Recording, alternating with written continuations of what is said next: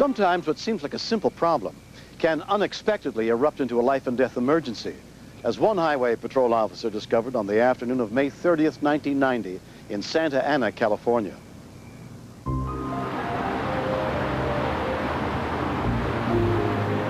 Around 5 p.m., Officer Keith Thornhill was heading south on the 55 freeway. I'm driving along, and as soon as I came over a rise on the freeway, I saw a woman walking in the carpool lane. She was walking north in the south carpool lane. It's just pretty much standard procedure to run across people on the freeway all the time, just walking along, not necessarily even knowing where they are or caring. I was slowing the group of traffic and started to move from the right lane and then moved into the carpool lane. Come to center divider, please, ma'am. Center divider. And as I got closer and closer, I could tell that she wasn't quite with it. I could see her face, and she didn't even realize who I was or what was going on. Lady, come here, please. Ma'am. While Officer Thornhill tried to get the woman off the freeway safely, a small car waiting to change lanes was stuck behind the parked patrol car. Ma'am, come on.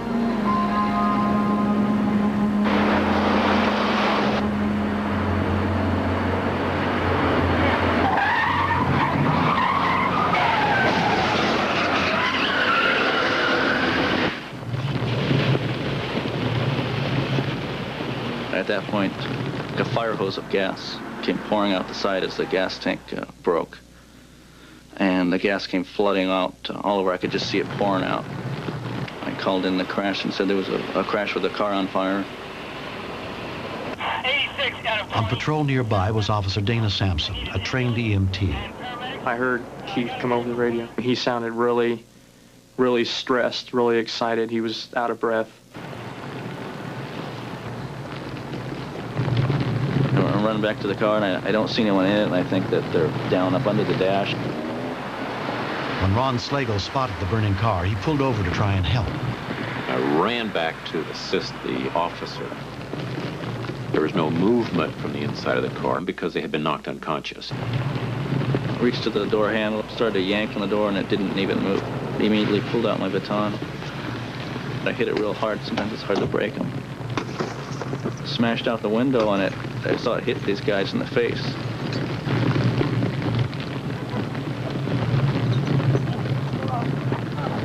The panic was setting in with the victim at that point in time, and Officer Thornhill took charge and pulled him out and got him to the ground. I was a scared kid, but I see my buddy there. He was still unconscious. You know, he was out, his seatbelt was across, and the car was on fire. An eyewitness in the building overlooking the freeway called 911. The Santa Ana Fire Department was immediately dispatched to the scene.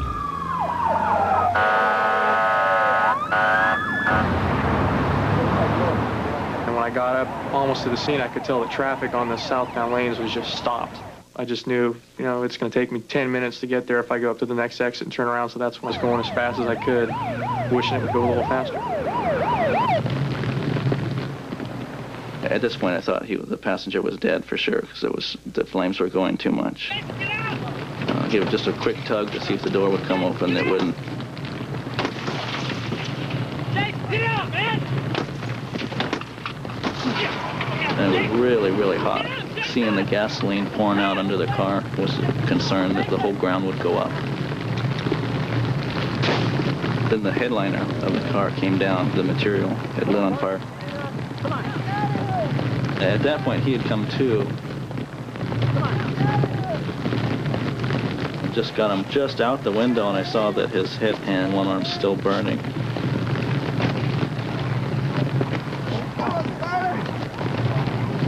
His foot it got tangled up in the steering wheel, so we were just pulling against stuck weight. And I reached in, just ripped his leg through the steering wheel. The car was completely engulfed in flames at that point. When I got there, I had no idea what had happened.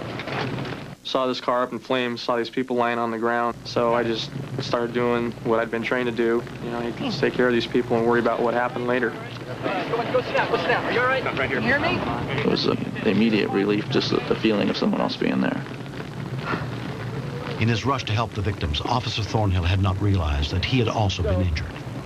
When he got up again, I said, hold that there, and then poured saline solution over my hands. I looked down and saw my arm bleeding, and wondered why I didn't feel it. Then I felt my hands start getting hotter and hotter.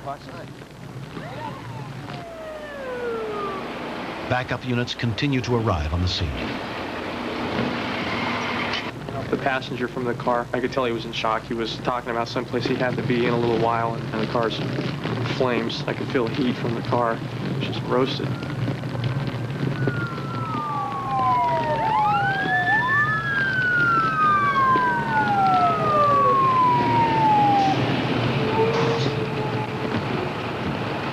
Okay, this guy here needs to go first. He's kind of out of it. Okay. He's kind of cut on his arm. All right. And this other guy over here's got some burns on his legs and his arm. I think this guy's probably most serious. Okay. What happened?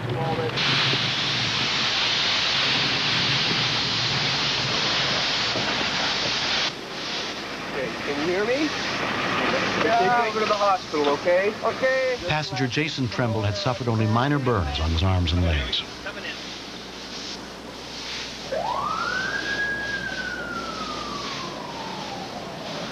Driver David Fire had suffered back and neck injuries.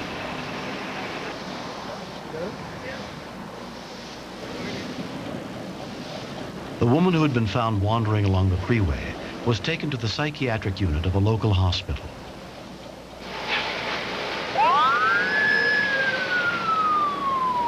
Officer Thornhill, in his rescuing these two gentlemen, had an injury sustained to his back as well as a lacerated arm and some burns to his face and hands. I was so impressed with Officer Thornhill. He was extremely brave and courageous in putting his own life at stake and possibly being burned severely. The strength that he possessed at that time to extract two men through a small window of a car out onto the street was just awesome.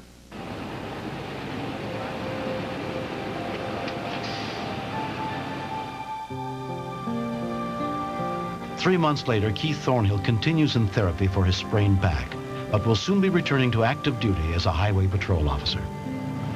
You very rarely get to have the situation work out as positive as this. To have the situation work out where everyone's walking and talking and everyone's eventually going to be fine. It's just a nice change. Jason Tremble cannot forget Officer Thornhill or that day. This police officer, he saved our lives. I mean, we wouldn't be here if he wasn't there. I mean, I doubt anybody else would stop and go into a burning car to pull us out. I'll always remember Mr. Thornhill. I'll always remember David and what occurred and what we've gone through. God gave me another chance for some reason, so I just gotta continue and live my life, and hopefully it'll be long and prosperous.